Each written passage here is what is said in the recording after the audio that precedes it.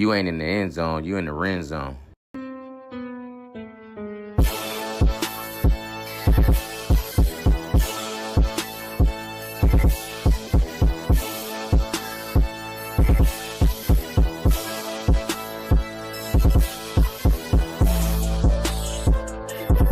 are not in the end zone, you in the ren zone. And we are back with a week one review. The preseason week one is over. Boom. First of them being, let's start off with Cam Little, man. Round of applause for Cam Little. Cam Little kicked a 70-yard, unfortunately, against my Steel Boys, a 70-yard field goal that did not count for the record. Being that they don't count preseason stats to go for records. Reason why I do get it, because in certain cases it will be a lot of niggas that wouldn't even make it in the league with records and stuff like that. I get that. It wouldn't be a good look for the league. But in some instances like this, I feel like Cam Little does need to get that record. 70 yards is crazy. You telling me that that team can drive to their own 45, 40-yard line and they're in field goal range? That's scary. He needs to get that record. 70 yards is crazy. On to the next topic. George Sanders balled out. We talked a little bit about what opportunity he had in this game, and let me tell you, that boy took full advantage. Shador threw for 2 touchdowns, 138 yards, even had some running, about like 20 and some change rushing yards as well. He looked poised. He looked good. He looked comfortable. He had some plays that he probably wanted back. He could have did better on. But overall, man, with the number of reps he got in training camp to look that functional in the offense, thumbs up for Shador. Going on to Philly. Tanner McKee, backup Eagles quarterback, had a monster game against the Bengals, throwing for 252 yards, 2 passing, and 1 rushing touchdown. While we keeping up with the quarterbacks, going down to New York, Jackson Dart had a hell of a game as well. Going 12 for 19 attempts, 154 yards, 1 touchdown in the air, with a 29-yard strike to Humphrey. He also rushed for 24 yards on 3 carries as well. Just to bring it down to a more serious subject, prayers to the Lions player Maurice Norris. The Lions and Falcons game did not continue. They did have to end the game early with a serious injury. Prayers to him and his family as they go through that sad time as well. Jets.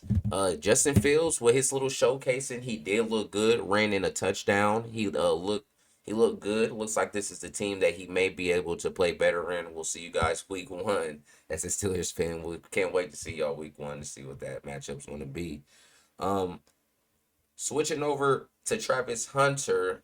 Travis Hunter played. He didn't really have a big showcasing. Actually, one of the showcases that he did, one of the plays that they are showing is a missed tackle he had against Caleb Johnson. It's just nothing to really think about. He played a few plays on both sides. Like we say for the starters, this is not really a judgment in preseason for the starters, because they usually only get a limited touches, limited play calling, just in fear of them getting injured. Travis Hunter, the potential is still high on him. I'm sure he wanted to have a better game, though, his first game. Not forget the number 1 draft pick. Let me just say that. This is probably the first year where the number 1 draft pick doesn't get talked about a lot. Cam Ward did look okay as well. He didn't have as many touches. Definitely, you can see that Cam Ward and that Calvin Ridley connection is going to be strong this year. He completing a lot of passes to him. A notable 3 completions totaling with 50 yards to Calvin Ridley, actually. He went 5 for 8 for 67 yards. Like I said, a lot of these rookies did not get showcased a lot. Shador actually being the one that had the most showing with the least reps is funny. But not too many rookies had too much to show. But one thing that I can say is that we do have a lot of exciting potential in this rookie class. A lot of people that's playing hard for a spot. A lot of battles across the fields. Can't wait to see what week 2 does bring us. Time for the Renzlaughz notable player of the week.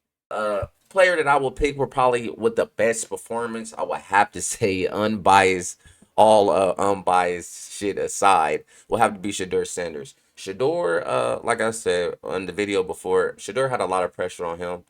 He had a lot of things not in his favor with him getting a little reps, but the reps and the opportunities that he did get, he took full advantage of with him showing that great first half and with 138 yards and the 2 touchdowns. And that's yours truly, Renzlaughz, notable player of the week. Now it's time for your clip of the week. And with this week's dickhead, not only the dickhead of the week, but the clip of the week goes to yours truly, CD Lamb. What are you doing, my boy? Not only did you cost your team a penalty being outside of the box in a way, you lost a lot of aura points with that. Boy, you got hit stick by a referee. Doesn't look good for you, buddy. But good luck to you and your new acquired wide receiver too, George Pickens from us, the Steelers. Enjoy that. And also enjoy the reward of the dickhead in the clip of the week. Outside of that, like I said, guys, we will not forget. I did not forget. We will have a video coming up of the too early prediction of all the conference, who I think will win all the conferences in college football as well. Who I think will win all of the divisions in the NFL is going to be my too early predictions.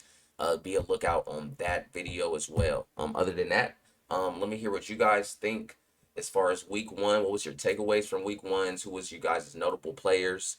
What are you looking forward in your team? What did you see in your team in this week one?